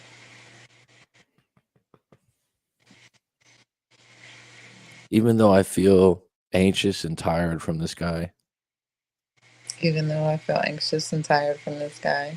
even though I feel used by him, Even though I feel used by him. I accept it all. I accept it all. I accept that it's happened. I accept that it's happened. I love and accept myself. I love and accept myself. I forgive myself for it happening. I forgive myself for it happening. I'm getting better and better. I'm getting better and better. I know I'm much stronger than when I first met him. I know I'm much stronger than when I first met him. I know this is the first part of the process of getting over him. I know this is the first part of the process in getting over him. Even though I know he used me, Even though I know he used me, I'm okay. I'm okay. I love and accept myself. Love and accept myself. I forgive myself. I forgive myself. I'm proud of myself for moving forward now. I'm proud of myself for moving forward now. I'm getting stronger. I'm getting stronger. I'm a new person than 15 years ago. I'm a new person than 15 years ago. I forgive myself. I forgive myself. I'm doing the best I can. I'm doing the best I can. And that's enough. And that's enough. Does it feel a little bit better? Crazy. It does work. I guess I shouldn't feel that stupid, right? Oh my God. People are going to think I staged this. Therapist though. It works. It works. It helps. It helps. It does. Do you feel on a scale of 1 to 10 the I feel anxiousness? like meditation almost. You know what I mean? That's so crazy. Good. Yeah. That's dope, man. So you can use that anytime you want on your own. Sometimes it helps better when you use it when someone else like leads. Yeah. That's just one style of it. But you can certainly use it for like when you get really anxious or emotional, it'll calm you down. Even just going like this. Sometimes you'll see people in the airport doing it or something they are scared to get on airplanes. Yeah. And you just want the even those statements. So to simplify it, for example, We all, at some point in our life, have trouble sleeping. I'm not saying that about you, but I mean, it's just something that's a commonality of human beings, right? Mm. And there's some few out there that are like, oh, I always sleep well. But like, if you were having trouble sleeping at night and it wasn't specific to a problem, it's just like, I can't sleep, there's nothing wrong. You would say, even though I can't sleep right now, I'm okay. I accept that I can't sleep. I'm gonna teach my son that. Yeah. He's gonna So, love that. so Maybe you, yeah. So part of the problem why you can't sleep is you're fighting it. It's not congruent, right? You're almost better off getting up and watching more TV. I'm that's what not saying that.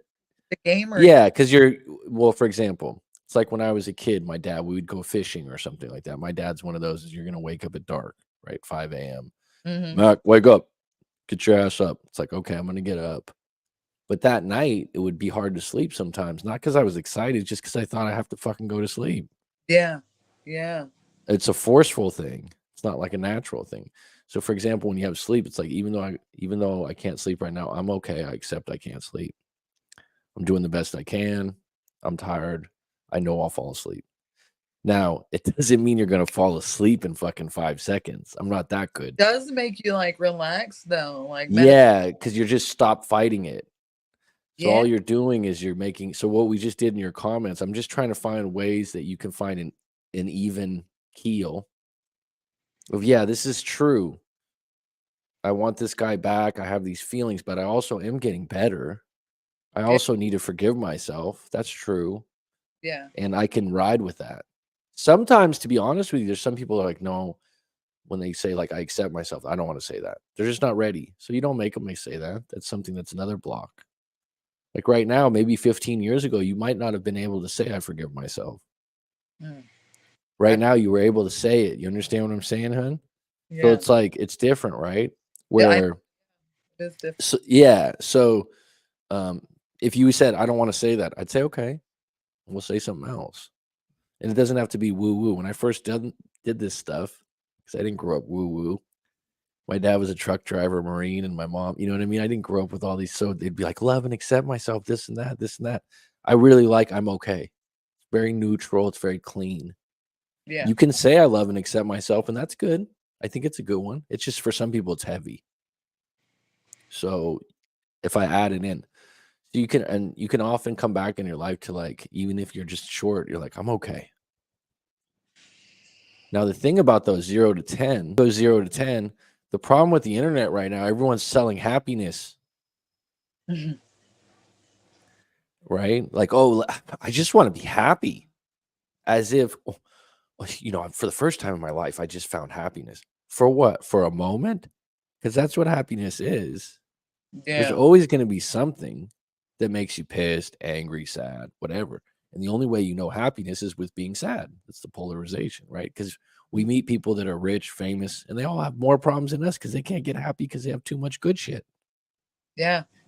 Yeah, man. Right? So what you do with this, we just got you back from neutral. It's not like afterwards you were pretty happy, but like that wasn't my idea. It's just to bring it down.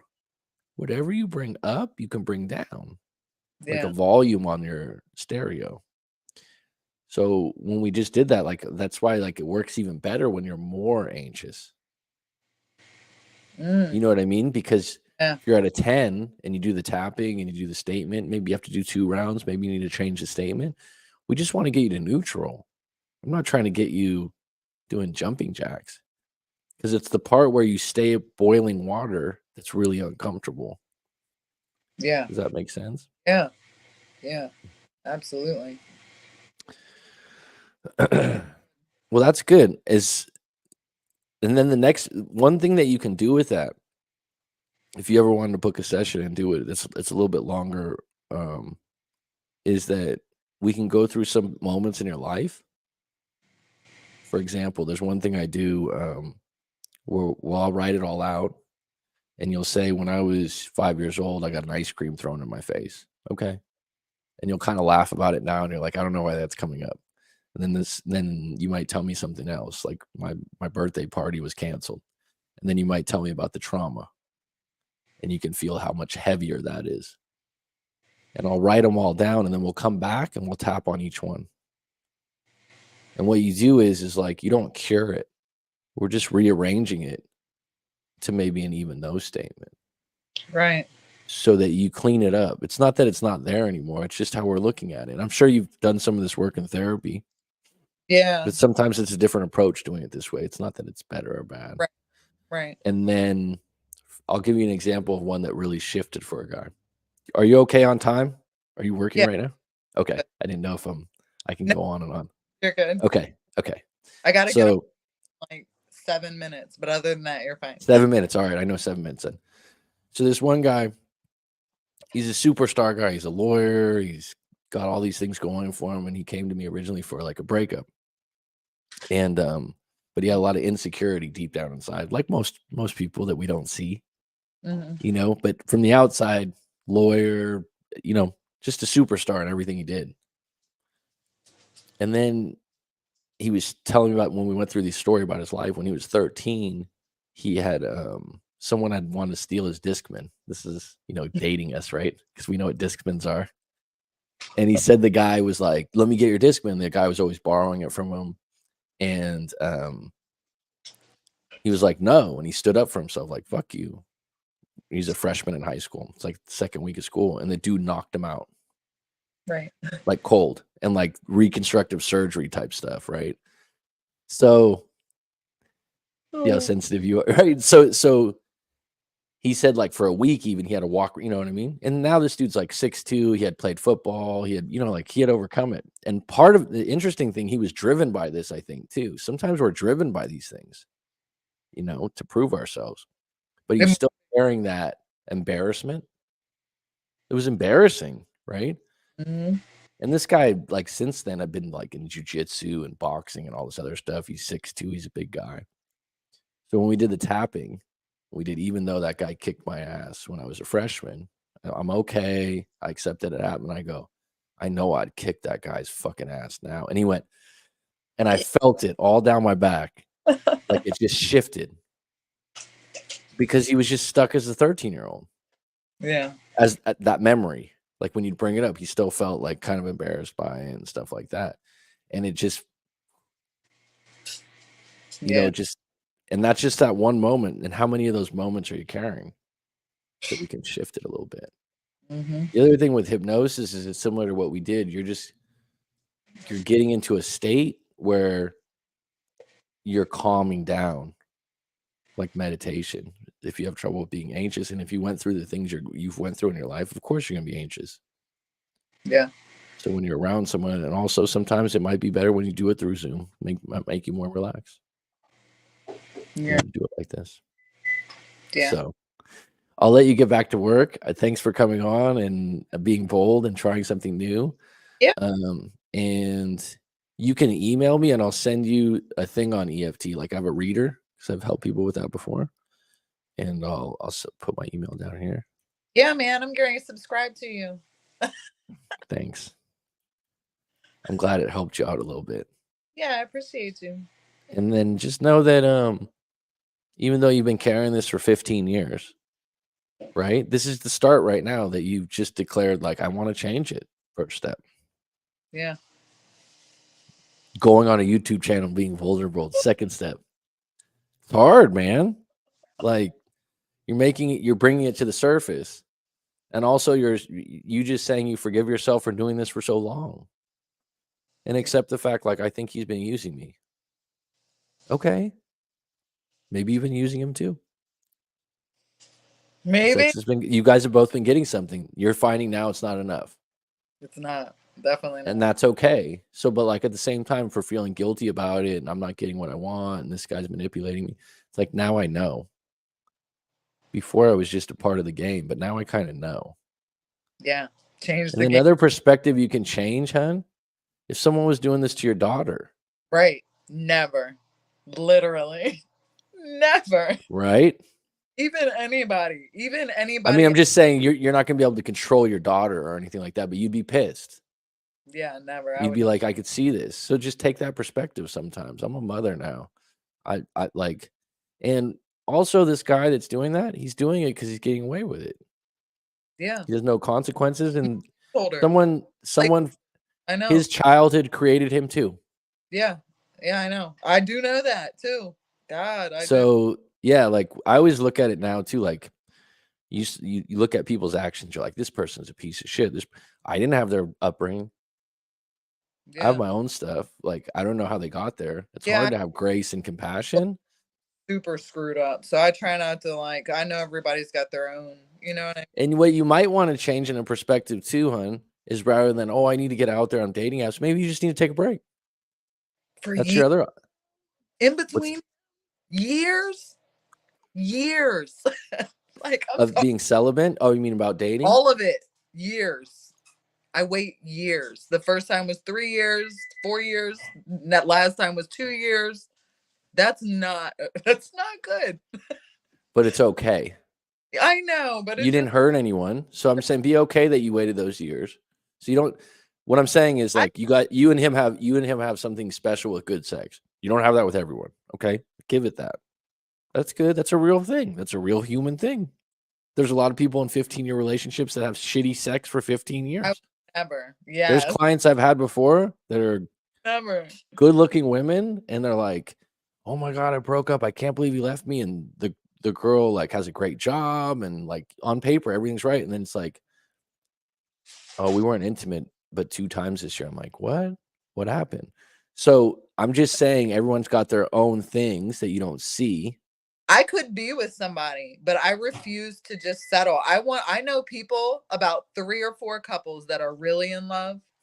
The rest of them are married and miserable. And I'm not. I refuse. I'll be alone the rest of my life. I'd rather be I want to be one of them 3 that I know. Okay, so to attract someone like that, we just need to do more work on you, and you're halfway there by admitting that you want to fix this stuff and letting him Yeah. go.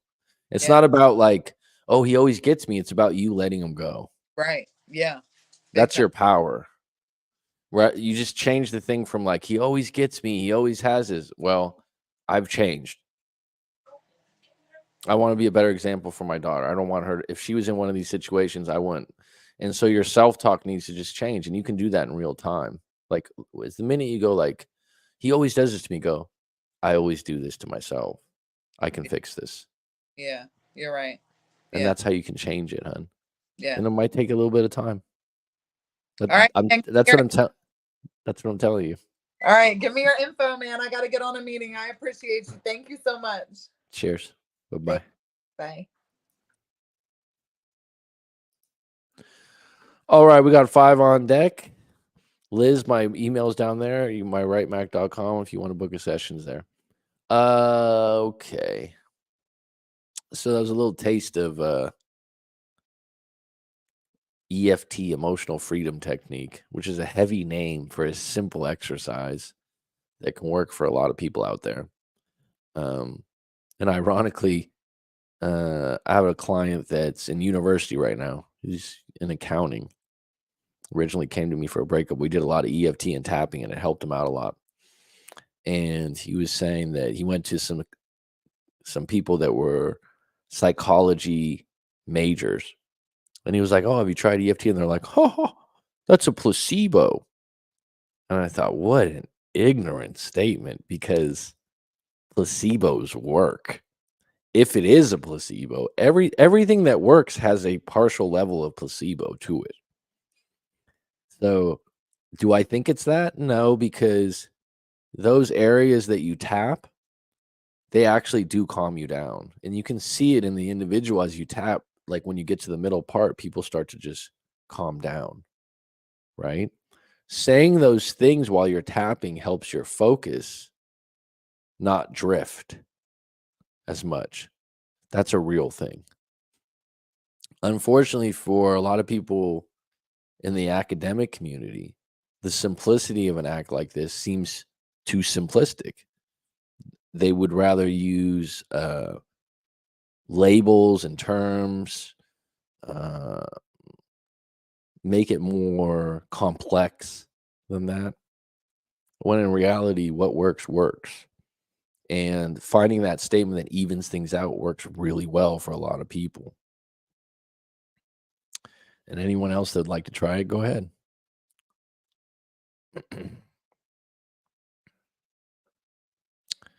Thanks for the support there, Mark Bennett. There's 4 on deck currently. If there's any topics you'd like me to touch on in a future live stream, go ahead and put them in there.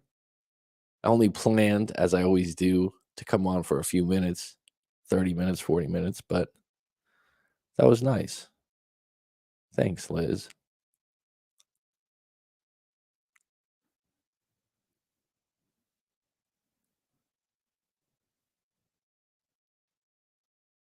And it also shows you when you go through tapping how powerful your perspective is and how powerful congruence is. Most of our biggest problems come from incongruent thoughts. So when you get into this thing of manifesting or holding your intentions, if your thoughts aren't congruent, it's going to be really difficult. And so most of our issues are with incongruent thoughts. And a lot of times in breakups, I love them, but I love them not. I don't want them back, but I also miss having that intimacy. So how can we find congruence in what your thought is? First, accept.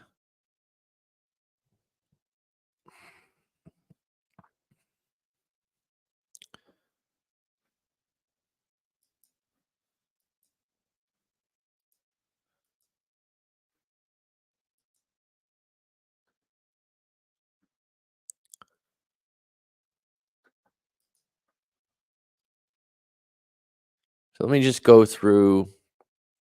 I'll probably talk about this in another video, but how do we shift our perspective after a breakup? So before Liz came on, we were talking about what perspective are you taking now? For example, she'll never come back. She never really cared about me. I think she's talking to someone else. These are perspectives. These are generalized perspectives. They're not even detailed. I saw her in a photo on IG. She's talking to someone else. Perspective. All different perspectives based on some kind of knowledge, based on assumption, based on some clues, like a picture. That's fine. But can we plant some new seeds?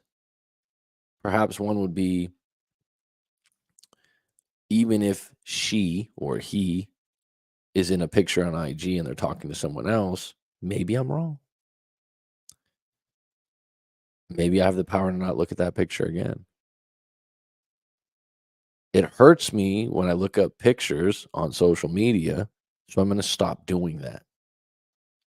That's where my power is. It's often a question I'll ask a lot of time. Where's your power? That's a good one. So you want to plant new seeds with new perspectives that serve you. You want to plant new seeds that, hey, for example, let's just play this. What's good about being single? Someone says nothing. Dating apps suck. I can't meet anyone else. Okay, fine. Dating apps suck. I'll go with you.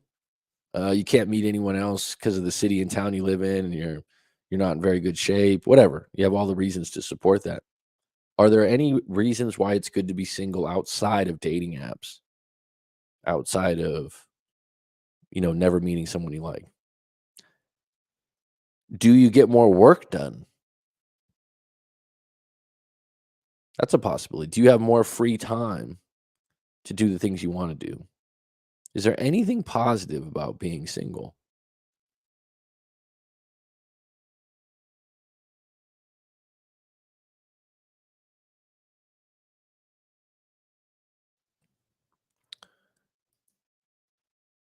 The clogged sink. Figure out what's clogging your sink. Is there a specific thought or perspective, or I call them gatekeepers, that you keep coming back to that's holding you back? Have you been wrong about one of your perceived assumptions? So this is really big with the social media thing where people get in, they look at their ex on social media and some pictures with a smile, and they think they're so happy now. Could you be wrong? Could they have just flashed a smile like I just did and then go to crazy eyes? Could they be trying to put on a persona? Yeah, it's possible. It's possible you're wrong. Positive thing about being single is you get to go hunting and fishing without anyone bothering you. There you go. Make a list of 10 of them, and I'm fine. If someone's out dating apps, dating again sucks, I'm with you. But what are the other things? Number 5, everything you think about is an assumption based on bias, based on imposed beliefs, based on info from our own authority figures. So do you understand that? So when you say I think, you have a biased opinion that you've come away with from an authority figure. So an authority figure, for example, when you go to the doctor, you have an earache and you go, "Hey, take a look at it." And the doctor looks in there and they're like, "Oh, there's nothing wrong here. I think you're overreacting, but take these eardrops." You go, "Okay, doctor, that's just 100% true because you're the doctor and you have a lot of education and everyone in the community respects you." But you might go, "I don't know, that doctor wasn't right and there's a little unprofessional. His shoes were untied. I'm going to get a second opinion." So you go to a second doctor and the doctor goes, "Oh my God, your ear is infested with mites, a small insect that's eating your eardrum. It's good that you came to me." So you go, "Wow, this doctor," you might want to get a third opinion to see who's right. My point is, people we think are authority figures. And right now in society, a big one is online YouTubers or Instagram or things like that. I'm on there too.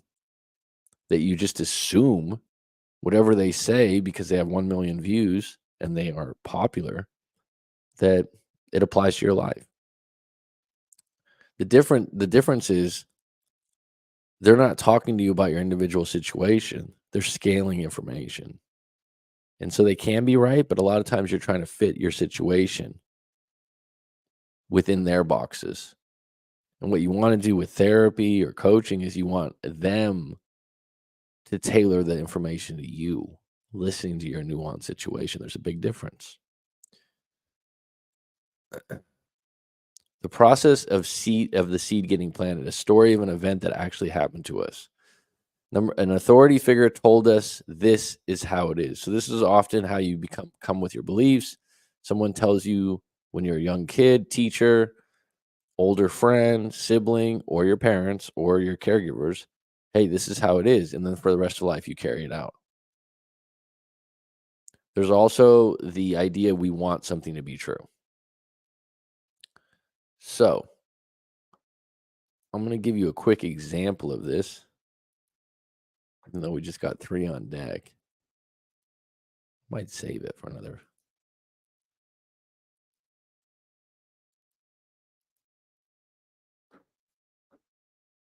When I was a kid, long, long time ago, and when I say kid, about 18, 19, I had issues with acne for the first time in my life. I had pimples all over and went to a dermatologist eventually, and it was bad at the time. I don't even remember how bad it was, but no one likes acne, right? So go to this dermatologist. I said, "Oh, how do we get rid of this? Is there anything I can do?" He said, "Hey, look," I remember specifically him saying, "Do you drink a lot of soda?" And I said, "I didn't drink a lot of soda." And what I mean by soda, I mean Coca-Cola, Pepsi, orange soda, those kinds of things. Some areas of the world call it pop. Um, and I grew up drinking soda. It was always in the fridge. uh, It was always around. And it wasn't a particular special thing. And ironically, I remember friends sleeping over as buddies do when you're a kid or something like that, and they'd be all excited, like, "Oh, you got soda? You got soda in the fridge?" And they would just devour a 2 liter. And I just thought it wasn't that special. We'd have soda and stuff, but it wasn't a big deal to me because at their house, they weren't allowed to have it. So at the time, I think it was 18 or 19, and this dermatologist was asking me these questions. I said, "Yeah, I have soda. I maybe have a Coke once a day or something like that." He goes, "Well, stop drinking it because it affects your acne and it's a lot of sugar and it can really make your skin worse." Done. Okay, anything else I can do? Now, you're thinking, how could you just give that up? There's a huge consequence. This person's also an authority figure. I'm like, he's a dermatologist, he's a skin expert. I'm putting anything he says to action because I'm tired of having my skin look bad. There's a consequence to it. At the time, I wanted to date women, right? You don't look very appealing that way. You don't have as much confidence when you got pimples on your face. Also, growing up, having soda wasn't that special to me. It was just something that you could have anytime. I wasn't addicted to it in any way. So it wasn't hard to let it go. Here's the crazy thing. For the next 20 years or so, I've probably had a soda or a Coke maybe 1 or 2 times. It stayed. My skin's better. My acne went away, but I'd never stopped not drinking soda. And then every once in a while, I'd have like a Coke or I'd have a sip from a Coke, and the Coke would taste really sugary. It wouldn't taste the same. Now, here's the crazy thing. A couple years back, I had a client that was like, "Hey, look, I know you do hypnosis and stuff. I really want to stop drinking Coke." And I thought to myself, "You having trouble stop drinking Coke at an adult age?" Yeah. So then he goes on and tells me this long story about when he was a kid. He was picked on a lot. And he spent a lot of time at home. Um, and he had this rough relationship with his siblings, right? Just stuff he went through. And he said he used to play a lot of video games when he was a kid. And he said like one of his greatest pleasures as a little kid was having a Coke in the afternoon or two. And this was like, his treat. And so now that he's older, he knows Coke isn't good for him and it's bad, but like it's also his treat, his favorite thing. It's a comfort thing. So we did some hypnosis and it really helped him stop drinking Coke for a while. I think he said that we probably should have done 2 or 3 more sessions. But he said it stopped him wanting to drink it so often and so easily, and the impulse to just drink it every day went way down. My point is, look at his perspective of a drink based on how special it was when he was young. And there was no authority figure to say it was wrong. And now he has all the information to know that it's not good for you, which he values, and he can't quit drinking it because he relates it to that time when he's a little kid playing video games, having the pleasure of his day through a rough childhood with having a Coke. So he would associate it together. So going all into this, think about it like this. When we break up, you have a bunch of associations of why you can't quit calling your ex or checking on them or looking at it. But you just haven't found the perspective yet of why to not do it.